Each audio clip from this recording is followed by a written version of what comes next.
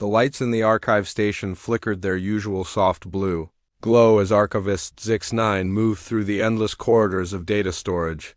The station was quiet at this hour, floating peacefully in orbit around Vex Prime. Most of the staff had gone to their rest cycles, leaving only the night shift to maintain the vast digital libraries that held the knowledge of 847 different species. Zix9 enjoyed the quiet. As a crystalline being, they found the constant hum of data processing soothing. Their translucent body caught the blue light and scattered it in gentle patterns across the metal walls. Tonight felt like any other night until they discovered the anomaly. The diplomatic files section was Zix9's favorite area to work in. The records told fascinating stories of first contacts, trade agreements, and cultural exchanges. Each species had their own page detailing proper protocols for interaction. The Saurians required formal bowing. The Ethereals needed special energy dampeners.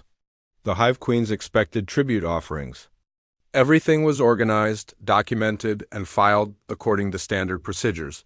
But tonight, something was wrong. Zix9 stopped at Terminal 847B and stared at the screen.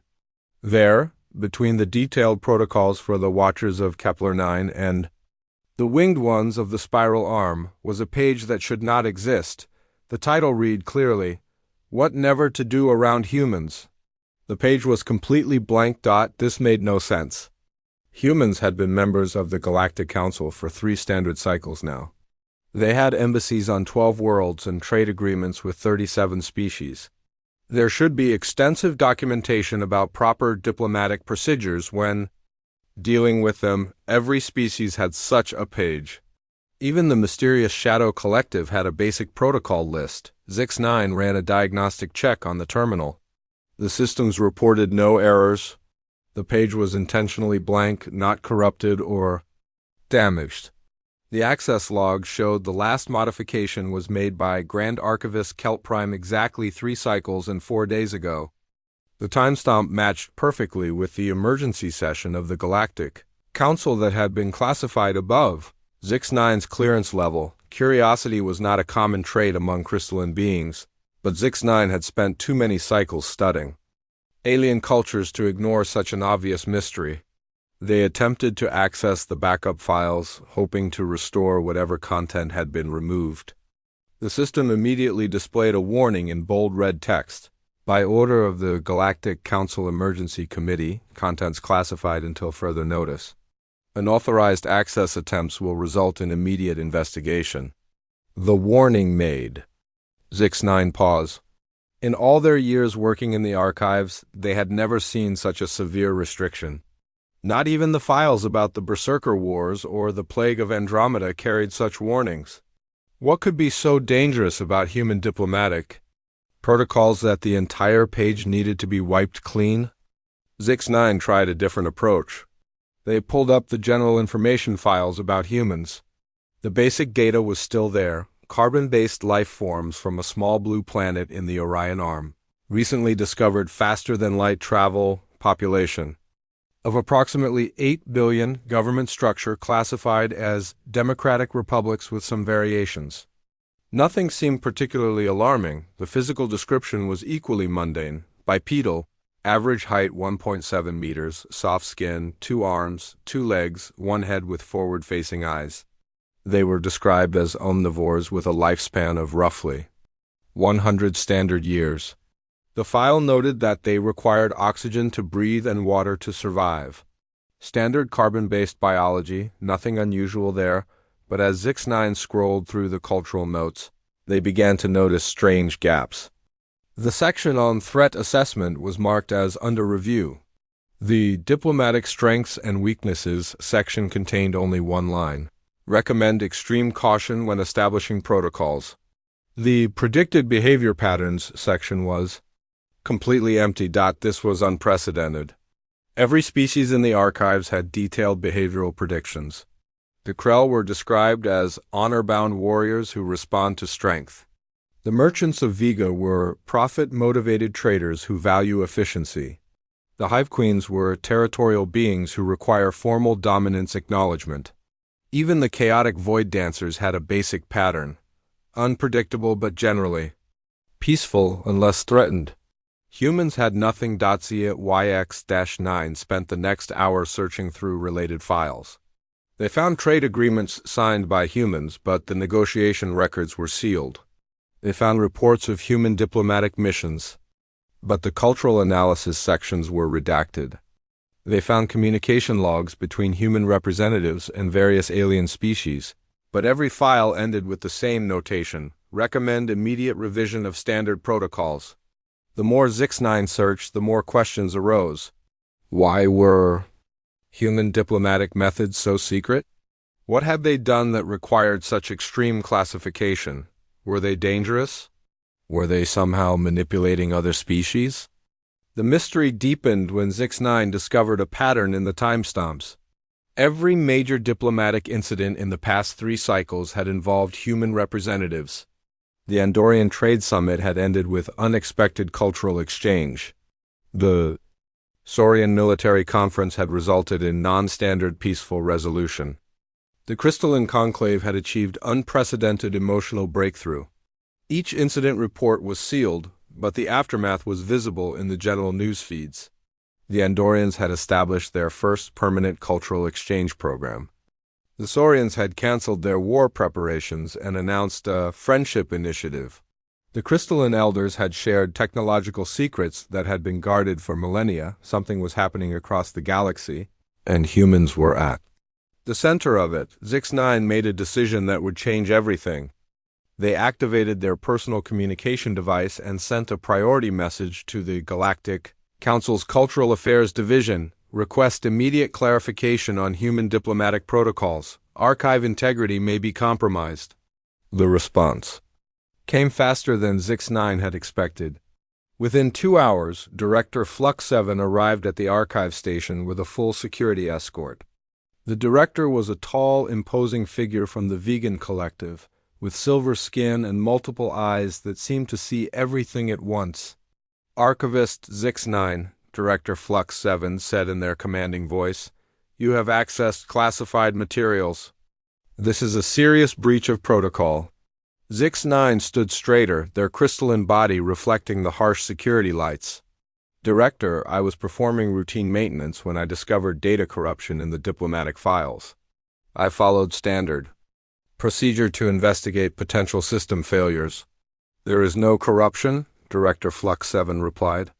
"The page is blank by design. You will immediately surrender all records related to human diplomatic encounters from the past year. This is not a request." The security team began downloading files from ZX9's terminal. The archivist watched in confusion as months of work disappeared into sealed containers. This was not standard procedure. This was not normal at all. "Director," ZX9 ventured carefully, "if the page is intentionally blank, why is it there? What happened to the protocols?" Director Flux 7's multiple eyes focused on ZX9 with an intensity that made the crystalline being step back. "Some knowledge is too dangerous to preserve, Archivist. The page remains as a reminder of our limitations. You will speak of this to no one." As the security team finished their work, Director Flux 7 prepared to leave. But they paused at the door and turned back to ZX9. "A word of advice, Archivist. If you ever encounter a human in person, remember this: everything you think you know about diplomatic behavior is wrong. Everything you believe about logical interaction is useless. And whatever you do, never assume you can predict what they will do next." The director and the security team left, leaving ZX9 alone with more questions than answers. The blank page remained on the screen, a silent mystery that seemed to mock the very concept of organized knowledge outside the observation windows. The stars continued their eternal dance, unaware that somewhere among them a species existed that could not be understood, predicted, or catalogued. A species that had somehow broken every rule of galactic diplomacy and yet achieved more peaceful resolutions than any other. The blank page glowed softly in the darkness, waiting for answers that might never come. 3 days passed after Director Flux 7's visit, but ZX9 could not stop thinking about the blank page. The archive station continued its normal operations, but everything felt different now. The archivists moved through their daily tasks with mechanical precision while their mind raced with questions that had no answers.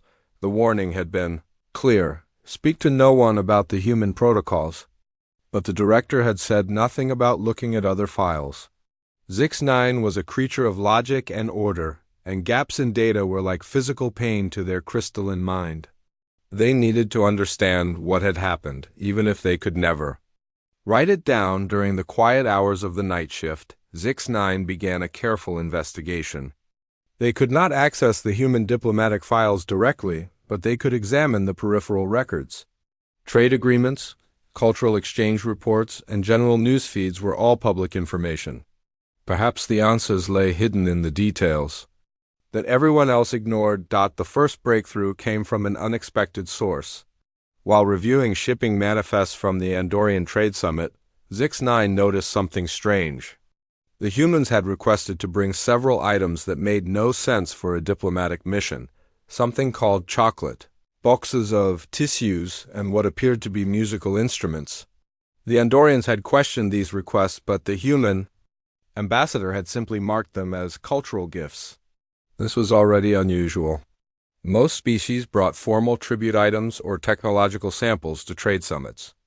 The Krell brought weapons to display their strength. The merchants of Vega brought profit reports to show their success. The ethereals brought energy crystals to demonstrate their advanced science. Humans brought chocolate and tissues. Zix-9 dug deeper into the Andorian records. The official reports were sealed, but the maintenance logs were not. The cleaning crew had filed several complaints about unusual substances found in the negotiation chambers. Someone had left sticky brown residue on the conference tables. The air recycling system had detected unknown organic compounds that smelled sweet. The janitor had found small white rectangles scattered around the room. The maintenance reports painted a picture that made no sense. It sounded like the humans had been eating during formal negotiations. This was not just unusual. It was completely against all diplomatic protocols. Food was never present during official meetings. It was considered a distraction and a sign of disrespect, but the strangest detail was in the cleaning crew's final report. They had found multiple instances of clear liquid stains on the furniture. The chemical analysis showed it was simple: water with traces of sodium. The cleaning supervisor had noted, appears to be tears, but unsure of origin. No species present at summit known to produce liquid emotions. Tears. Someone had been crying during the trade negotiations. Zix-9 felt a chill run through their crystalline structure. They had studied emotional responses in 847 species, and crying during negotiations was almost always a sign of defeat or surrender. Had the humans been overwhelmed by the superior Andorian negotiation tactics? But if so, why had the summit ended? With a successful cultural exchange program? The next clue came from an unexpected message in the archive's internal communication system. A junior librarian named Kixfor had sent a routine request for file access, but they had included a strange personal note. Archivist Zix-9, I found something you might find interesting. The security footage from the Andorian summit was never classified. It's still in the public archives under cultural documentation. Thought you should know. Zix-9 stared at the message for a long moment. KYX-4 was young and probably did not understand the significance of what they had found. But the message was clear: the visual records still existed, and they were not sealed. The decision to access the footage was not easy. Zix-9 knew they were walking a dangerous path, but their need to understand was stronger than their fear. They made their way to the visual archives section and input the request for the Andorian summit recordings. The footage was surprisingly clear. The main conference room was large and formal, with the typical setup for interspecies negotiations. The Andorian delegation sat on one side of the polished metal table, their insectoid bodies gleaming under the bright lights. Hive Queen Vexthara dominated the center, her massive frame and sharp mandibles creating an intimidating presence. On the other side sat the human delegation. They looked incredibly small and fragile compared to the Andorians. The lead negotiator, was a man of average height with brown hair and friendly eyes. His name tag read Ambassador Jake Morrison. He wore simple clothing and carried what appeared to be a small bag. The negotiation began normally. Queen Vexthara opened with the traditional Andorian dominance display, rising to her full height and spreading her wings. Her mandibles clicked in aggressive patterns while she spoke in the harsh, commanding tone that had intimidated diplomats for centuries, but something went wrong immediately. Instead of the expected formal response, Ambassador Morrison began to laugh. Not the polite diplomatic chuckle that some species use to show respect, but genuine, delighted laughter. He clapped his hands together and said something that made the universal translator pause before displaying, "Oh my goodness, you're absolutely adorable." The queen stopped mid-display, her mandibles freezing in position. The other Andorians looked confused. This was not the proper response to a dominance challenge. The human was supposed to either submit or counter with his own display of strength, but Morrison was not finished. He reached into his bag and pulled out a small brown square. "Here, you have to try this," he said, offering it to the queen. "It's chocolate. I bet you've never had anything like it." The queen stared at the offering. In Andorian culture, accepting food from a potential rival was a sign of weakness. But something about the human's genuine enthusiasm made her hesitate. She looked at the chocolate, then at Morrison's expectant face, then back at the chocolate. "What is chocolate?" she asked, her voice losing its commanding edge. Morrison's face lit up with excitement. "It's a sweet food we make from cacao beans. It releases endorphins in the brain, which makes you feel happy. Want to try it?" The queen reached out slowly and took the chocolate. The moment it touched her tongue, her entire body language changed. Her wings relaxed, her mandibles stopped clicking, and she made a sound that the translator struggled to interpret before settling on pleased humming. "This is pleasant," she admitted, her voice now curious rather than threatening. "Right?" Morrison said, pulling out more chocolate pieces. "I brought a whole box. There's enough for everyone. Oh, and I love the way your antennae catch the light. They're really beautiful." Zix9 watched in amazement as the human began distributing chocolate to the entire Andorian delegation. Within minutes, the formal negotiation had transformed into something completely different. The queen was asking questions about human food production. The other Andorians were comparing flavors and textures.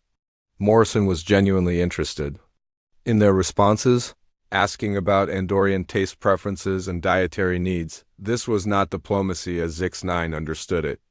This was something else entirely. The real shock came when Queen Vexthara began to speak about her people's history. She mentioned the isolation of the Andorian colonies, the struggle to maintain their culture in the face of galactic expansion, and the loneliness of leadership. As she spoke, her voice grew softer, more vulnerable. And then Morrison did something that broke every rule of interspecies contact. He reached out and gently touched the queen's antenna, the same appendage he had complimented earlier. "I'm sorry you felt so alone," he said simply. "That must be really hard." The queen's reaction was immediate and overwhelming. Her eyes filled with moisture and she began to cry. Not the angry tears of defeat, but the gentle tears of someone who had been understood for the first time in years. Morrison did not retreat or apologize for causing this emotional response. Instead, he pulled out a small package of tissues and offered them to the queen. "Here," he said. "These help with the tears. It's okay to cry. Sometimes it helps to let it out." The footage continued for another hour, showing the human ambassador listening to the queen's stories, asking about her family, and sharing tales of his own people. By the end, the formal trade negotiation had become a genuine friendship. The queen had agreed to the cultural exchange program not because it was profitable, but because she wanted to learn more about these strange, kind beings who offered chocolate and tissues to aliens they had just met. Zix9 turned off the footage and sat in stunned silence. They had just witnessed something that should have been impossible. A human had turned a formal diplomatic encounter into a personal connection. He had ignored every protocol, broken every rule, and achieved a better result than any traditional negotiation could have produced, but this was just one incident. Zix-9 needed to know if this was a pattern or an anomaly. They began searching for more footage, more records, more evidence of human diplomatic methods. What they found would change everything they thought they knew about interspecies relations. The discovery of the Andorian summit footage had opened a door that Zix-9 could not close. What they had seen challenged everything they understood about diplomatic behavior. But it also explained why the human protocols page was blank. How could you write rules for beings who ignored all existing rules and somehow succeeded? Zix-9 spent the next several days searching through public archives with new purpose. They were looking for patterns now, for evidence that what happened with Queen Vexthara was not an isolated incident. The search terms were simple: human diplomatic missions, cultural exchanges, and peace negotiations. The results were overwhelming. The first case that caught Zix-9's attention was the Saurian military conference. The Saurians were known throughout the galaxy as fierce warriors who respected only strength and honor. Their military leaders were chosen through combat trials, and their entire culture was built around concepts of dominance and superiority. When they had agreed to meet with human representatives, most observers expected either a formal surrender or a declaration of war. The conference had taken place on a neutral station in the Kepler system. The Saurian delegation consisted of their most feared generals, each one a battle-tested warrior with scars that told stories of countless victories. They had arrived expecting to negotiate from a position of strength, ready to impose their will on the supposedly weak humans. The human representative was engineer Lisa Carter, a small woman with curly red hair and bright green eyes. According to her file, she had no military experience and no formal diplomatic training. She was a civilian engineer who had volunteered for the mission because she found alien cultures fascinating. The visual records from the conference were even more shocking than the Andorian footage. The Saurian generals had entered the meeting room in full ceremonial armor, their massive reptilian forms designed to intimidate. General Krekstar, their leader, stood nearly 3 meters tall and weighed over 400 pounds. His hide was covered in ritual scars, and his eyes glowed with the fierce intelligence of a predator. Lisa Carter walked into the room, wearing simple work clothes and carrying what appeared to be a small electronic device. She looked around at the assembled warriors with obvious excitement rather than fear. "Wow," she said, her voice filled with genuine admiration. "You all look incredible. I've never seen armor like that before. Is it ceremonial, or do you actually fight in it?" The generals exchanged confused glances. This was not the opening they had expected. General Krekstar stepped forward, his voice a deep growl that should have terrified any sane being. "Human, you stand before the greatest warriors in the galaxy. We have conquered 17 worlds and defeated every enemy we have faced. You will show proper respect or face the consequences." Lisa's response was completely unexpected. She clapped her hands together and smiled widely. "That's amazing. 17 worlds? You must have so many incredible stories. I bet you've seen things that would blow my mind." The general paused, clearly thrown off by this response. His intimidation display had failed completely. The human was not afraid, she was excited. Yes, we have fought many battles," he said, his voice losing some of its threatening edge. "That's so cool," Lisa said, pulling out her electronic device. "Hey, I have an idea. I brought something from Earth that I think you might enjoy. It's called karaoke. You sing along to music, and it's really fun. Want to try it?" The concept of karaoke had to be explained through multiple translations before the Saurians understood what she was proposing. The idea of singing for entertainment was completely foreign to their warrior culture. But Lisa's enthusiasm was infectious, and she had somehow managed to make her request sound like a challenge rather than a frivolous activity. "You want us to ... General Krekstar asked, his voice uncertain. "Only if you're brave enough," Lisa said with a grin. "I mean, if the greatest warriors in the galaxy are afraid of a little music ... The challenge was subtle but effective. No Saurian warrior could back down from a test of courage, even one as strange as this. Within minutes, Lisa had set up her karaoke machine and was scrolling through songs. What happened next defied all logic and reason. The footage showed General Krekstar, a being who had personally slain thousands of enemies, standing in front of a small screen and attempting to sing a human love ballad called My Heart Will Go On. His deep, gravelly voice struggled with the melody, but Lisa cheered him on with such genuine enthusiasm that he kept trying. The other generals watched in fascination as their leader participated in this bizarre ritual. When the song ended, Lisa applauded wildly and told him he had a beautiful voice. The general's response was a mixture of pride and confusion. "This is enjoyable," he admitted, his tone surprised. "Your turn," Lisa said to the next general. "What kind of music do you like?" The session continued for hours. Each Saurian warrior took turns singing human songs while Lisa provided encouragement and taught them about melody and rhythm. The fierce military conference had transformed into a cultural exchange program. The generals began sharing their own war chants and battle songs, which Lisa praised with the same enthusiasm she had shown for their karaoke attempts. By the end of the meeting, the Saurian Empire had not only abandoned their war preparations, but had requested a permanent cultural exchange program with Earth.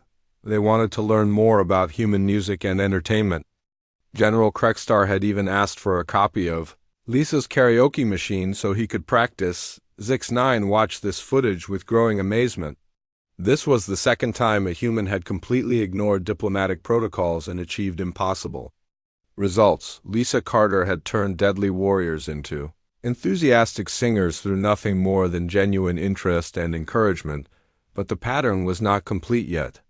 ZYX9 found the third case in the records of the Crystalline Conclave, an event that had shocked the entire galaxy. The Crystalline Elders were among the oldest and most mysterious beings in known space. They had existed for millions of years, accumulating knowledge and wisdom while remaining completely isolated from other species. Their technology was so advanced that other civilizations could barely comprehend it, and they had never shared their secrets with anyone.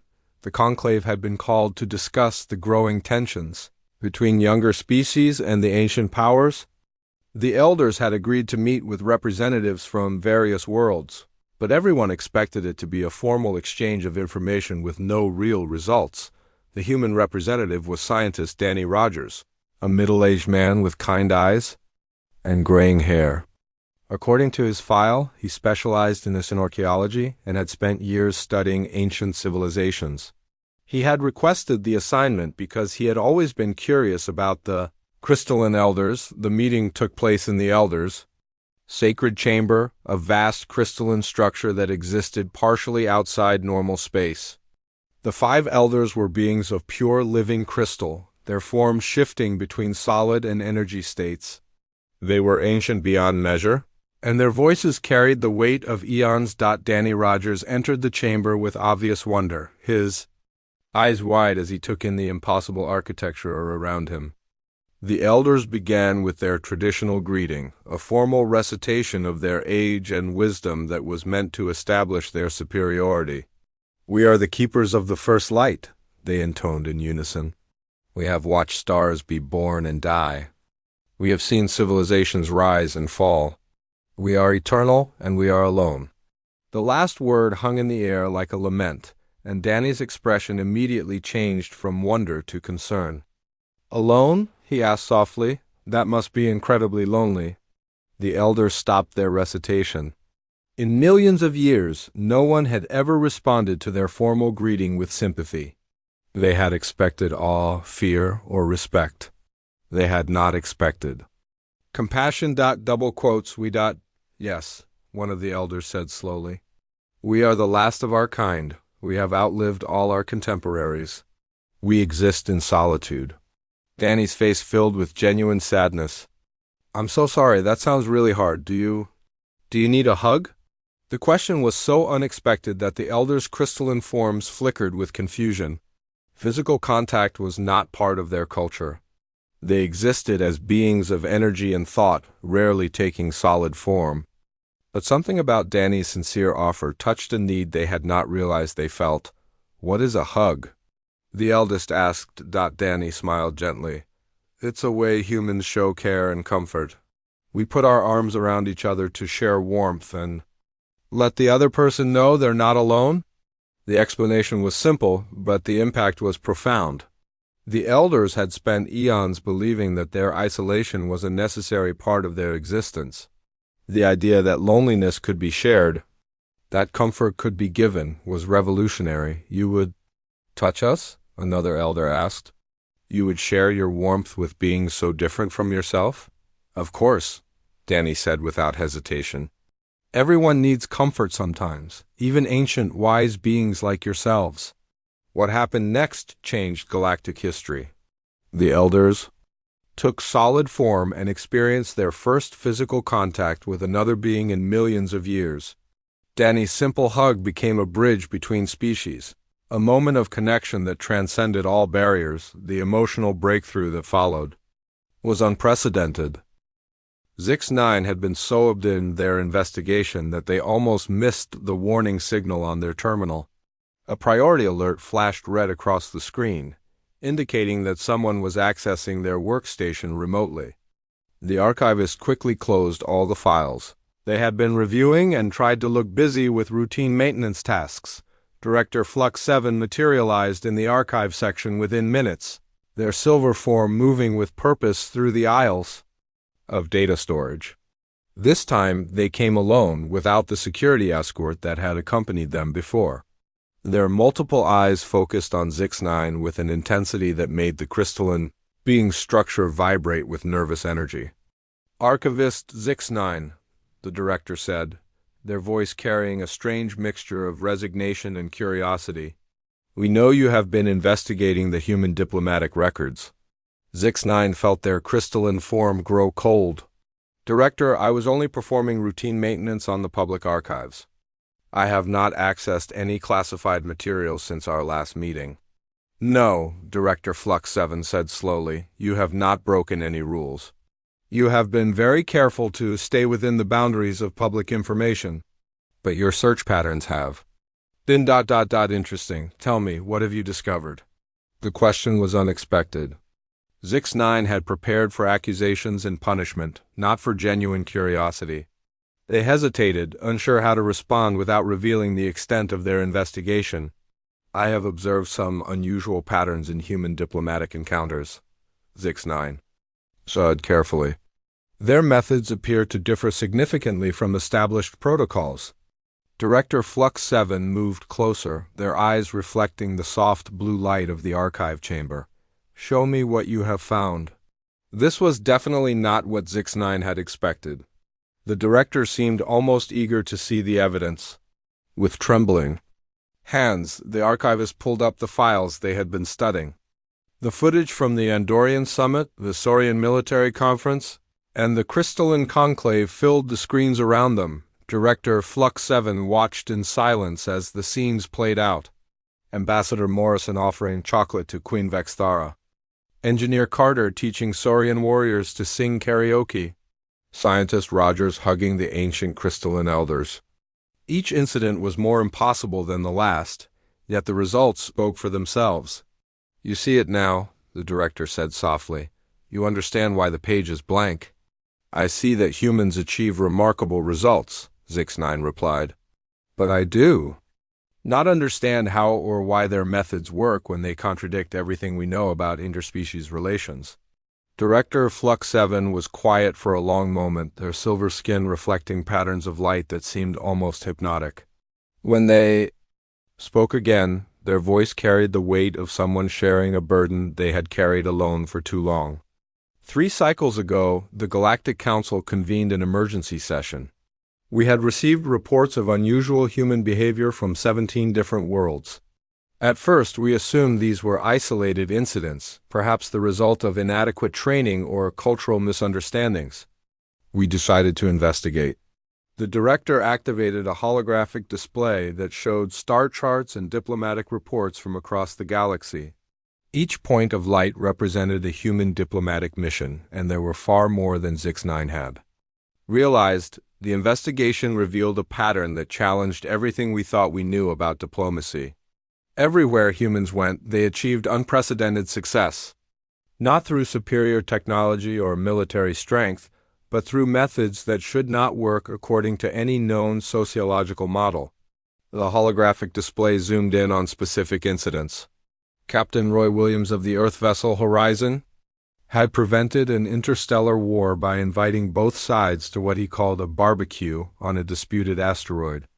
The footage showed heavily armed alien fleets sharing grilled food while Williams taught them card games. The territorial dispute had been resolved when both species agreed to joint custody of the asteroid, so they could host regular cookouts. This should have been impossible, Director Flux 7 continued. The Keth Empire and the Draconian Alliance had been enemies for centuries.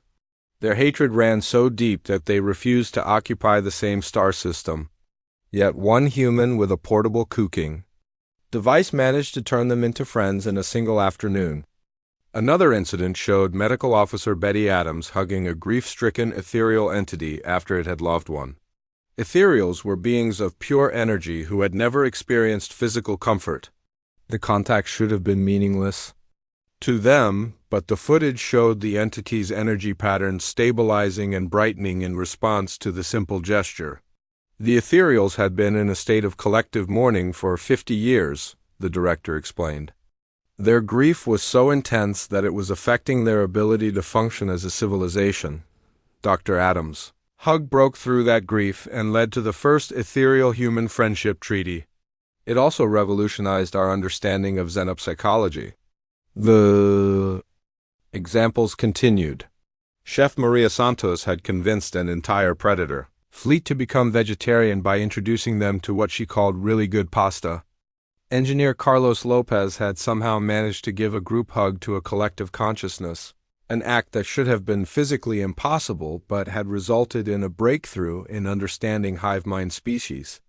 Each incident followed the same pattern, Director Flux 7 said. Humans would ignore established protocols, treat deadly predators like friends, turn formal negotiations into social gatherings, and solve conflicts through methods that defied all logic. And every single time it worked. Zix9 processed this information with growing amazement. How many incidents have there been? Over 300 confirmed cases in the past 3 cycles, the director replied. And those are just the ones we know about. Human diplomatic success rates are now approaching 100%, which is statistically impossible according to every model we have. The implications were staggering. If humans could achieve perfect diplomatic success through methods that contradicted established science, then everything the galaxy thought it knew about interspecies relations was wrong. We tried to analyze their methods, Director Flux 7 continued. We studied their training programs, their cultural background, their psychological profiles. We looked for patterns, for techniques that could be taught to other species. We found nothing that made sense. The director activated another display showing complex charts and graphs. The data represented thousands of hours of analysis, all leading to the same conclusion. Human diplomatic behavior was completely unpredictable by any known standard. The problem is not that humans are dangerous or incompetent, the director said.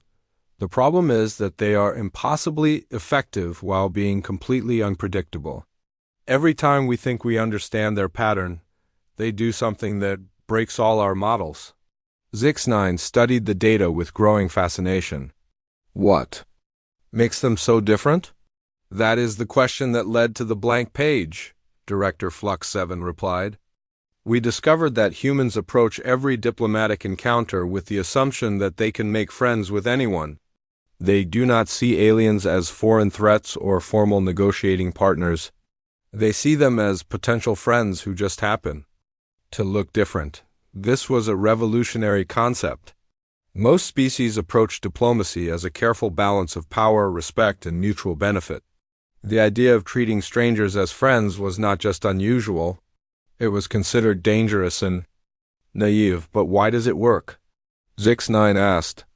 Because most conflicts in the galaxy are not really about resources or territory, the director explained. They are about fear, loneliness, and the need for connection. Humans instinctively recognize this and respond to the emotional needs behind the political positions. The director showed more footage.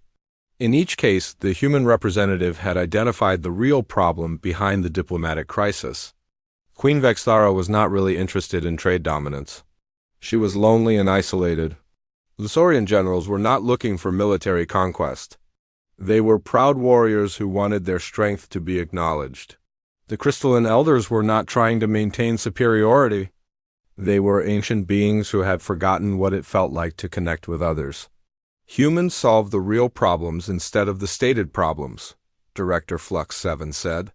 They offer friendship instead of formal agreements, comfort instead of concessions, and genuine interest instead of political advantage.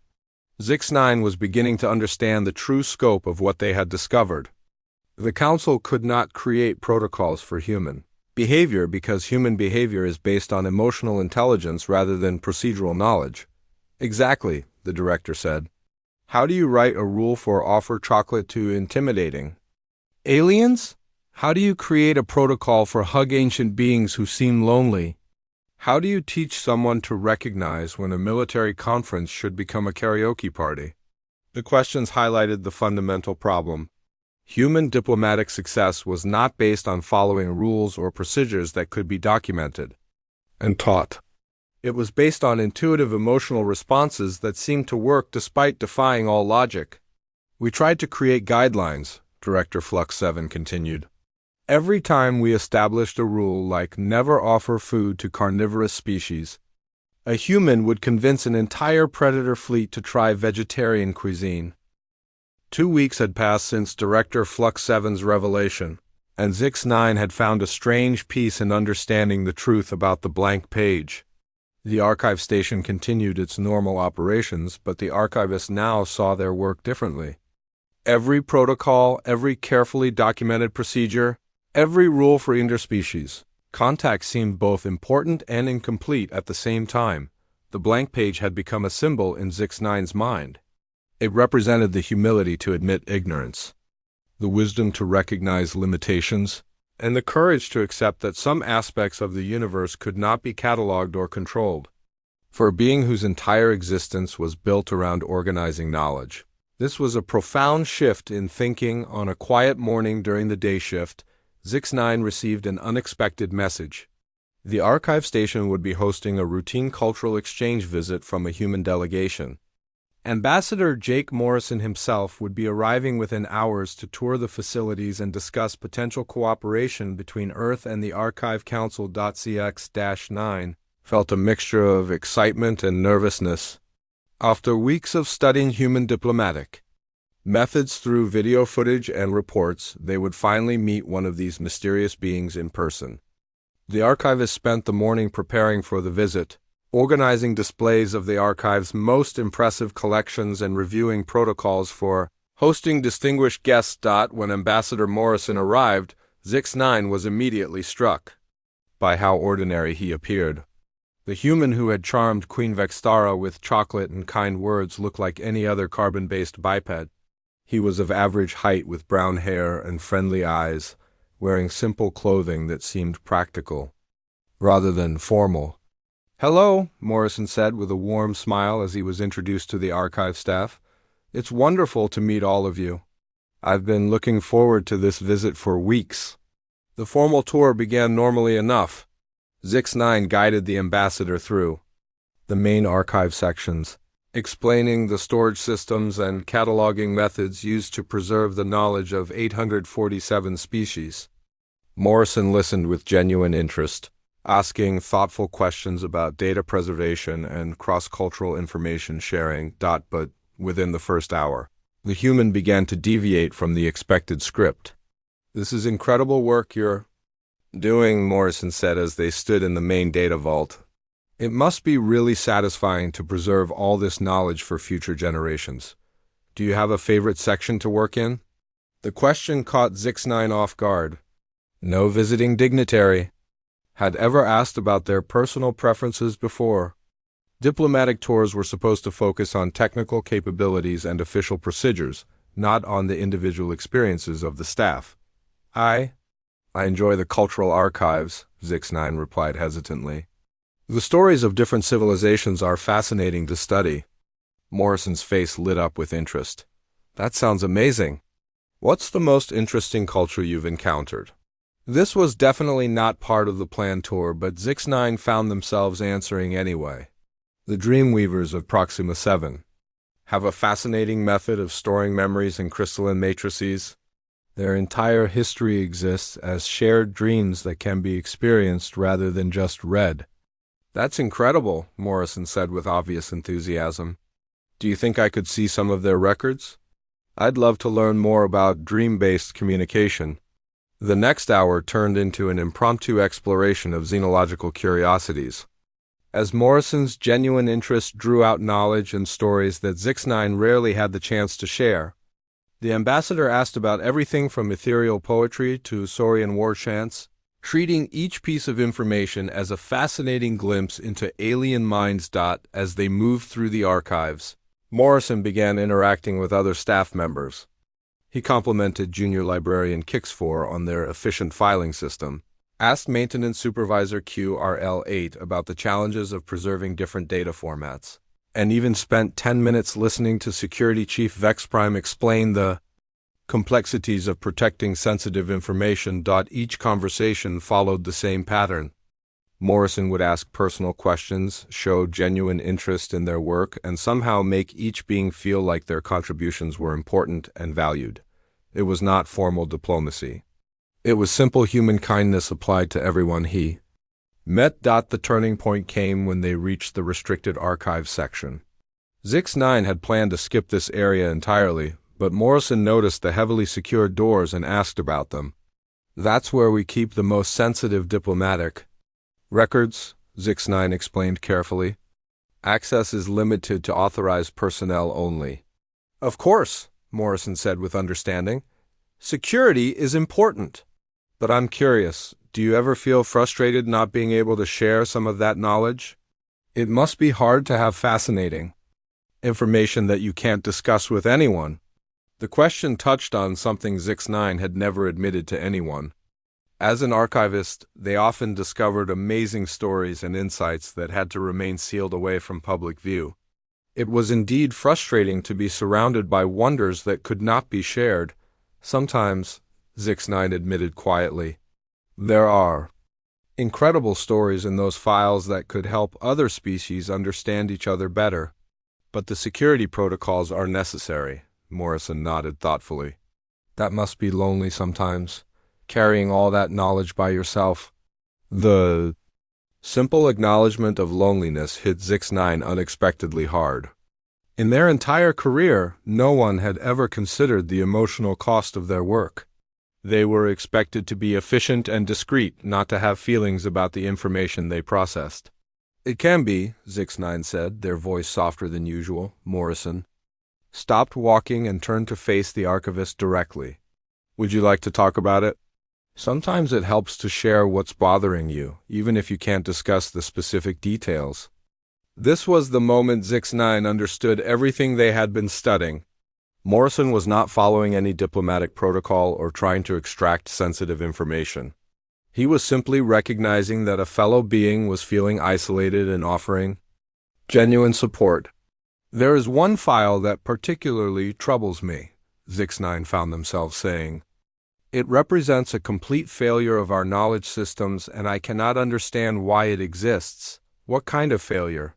Morrison asked gently. Zix9 hesitated, then decided that truth was better than formal discretion. There is a page in our diplomatic archives that is completely blank. It is titled What Never to Do Around Humans, and it contains no information at all. I have been trying to understand why such an important document would be empty. Morrison was quiet for a moment, then he began to laugh. Not the cruel laughter of someone mocking ignorance, but the warm laughter of someone who found genuine delight in an ironic situation. Oh my, he said when he caught his breath. I think I can help explain that. You can? Zix9 asked hopefully. The page is blank because there aren't any rules for dealing with humans, Morrison said with a smile. We don't follow protocols because we treat every being we meet as a potential friend. We offer food because sharing meals is how humans show care. We ask personal questions because we're genuinely interested in who you are as an individual. We ignore formal procedures because we care more about making connections than following rules. The explanation was so simple that Zix9 felt foolish for not seeing it earlier. So the blank page exists because human behavior cannot be predicted or documented. Exactly, Morrison said. Every human approaches diplomacy differently, because we respond to the specific being in front of us rather than to their species category. You can't write rules for genuine friendship. As if to demonstrate this point, Morrison reached into his bag and pulled out a small wrapped package. Speaking of friendship, I brought you something. I hope you don't mind, but Director Flux 7 mentioned that you had been curious about human diplomatic methods. I thought you might enjoy some chocolate. The gesture was so perfectly timed and so typically human that Zix9 almost laughed. Here was Morrison, proving his own point by offering an unexpected gift to someone he had just met. Thank you, Zix9 said, accepting the chocolate. But I should warn you that crystalline beings do not process organic compounds the way other species do. That's okay, Morrison said cheerfully. The gesture is what matters, not whether you can actually eat it. Besides, I bet someone on the station would enjoy it. Maybe you could share it with a colleague. This suggestion revealed another layer of human thinking. Morrison had given Zix9 a gift that they could not use personally, but which could become a tool for connecting with others. The chocolate was not just food, it was an opportunity for social bonding. The tour continued, but the dynamic had completely changed. Morrison was no longer a visiting dignitary being shown around by a guide. He had become a friend who was genuinely interested in learning about the archive and the beings who worked there. By the end of the visit, Morrison had somehow convinced the normally solitary Zix9 to join him for coffee in the station's cafeteria. The ambassador had procured a cake from somewhere and organized an impromptu celebration of the archive staff's hard work. What should have been a formal diplomatic visit had become a social gathering. As Zix9 sat in the cafeteria, surrounded by colleagues who were laughing and sharing stories with their human guest, they experienced something they had never felt before.